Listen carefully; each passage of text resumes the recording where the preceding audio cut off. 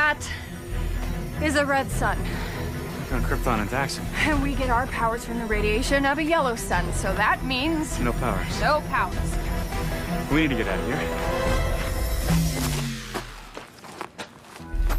Well, now who's gonna help us? Hey guys, what's up? The Truth here, Dominating Impulse, Geek Worldwide. So, as you see, DC TV is back this week. Supergirl and Mon-El get pulled over to Slaver's Moon through the interdimensional Stargate. Shout out to Martian Manhunter for, pointing that out.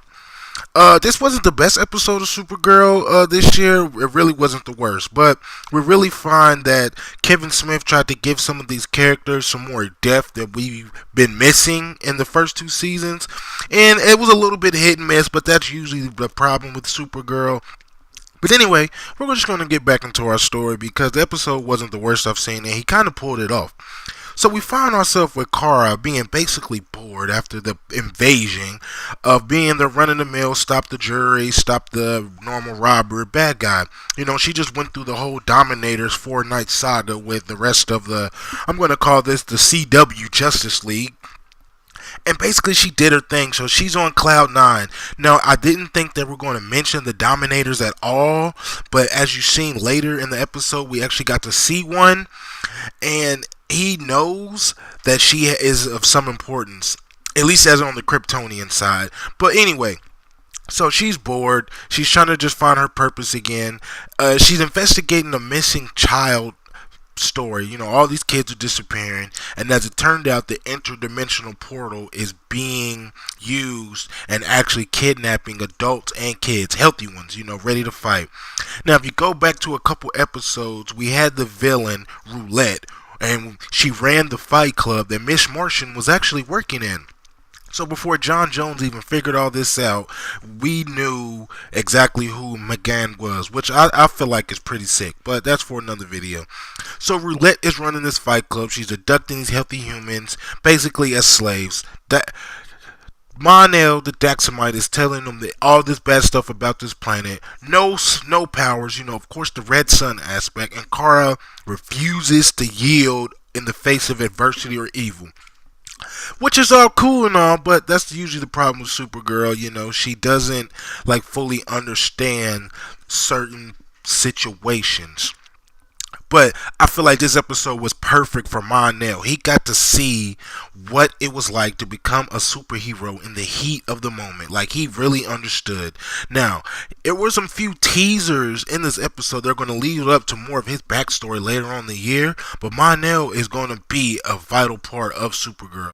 So that brings us to our next area of Wynn and James, aka the Guardian. They're going through some, some changes among each other.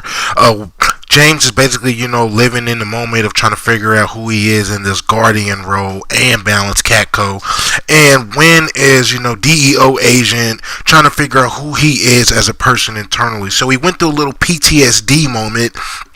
Got his ass handed to him, and he got the pep talk from Alex and saved the day. Now what I don't like is going later on in the season, all the deceptive nature that is going to come with everybody knowing that Jimmy is the Guardian and not Kara. That just spells melodrama. Hello CW, we're all about melodrama. Only thing I didn't like about that aspect, but all in all, Wynn's scenes are always funny. He does the, Stargate joke, if you guys are familiar with that. But that brings us back to the whole Alex and Maggie. This show can be really good if it's not trying to take itself too serious. And sometimes I feel like that's exactly what it does. It takes itself too serious. Now, I get it.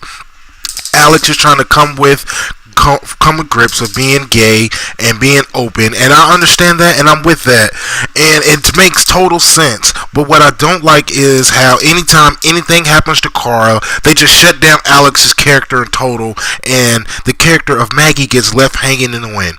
Only thing I don't like. But all in all, pretty decent episode, not the best episode. So I'm going to bring this video to a close. I hope you guys enjoy it. Just know the Flash is tonight. DC Legends of Tomorrow is tonight. What a time to be alive. The CW is rocking and rolling and doing what we do.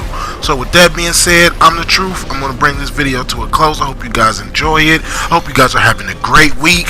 And what we gonna do with Dominant Impulse is keep flooding you guys with the stuff you want to see. So until next time, Geek Worldwide, Dominating Impulse, signing out.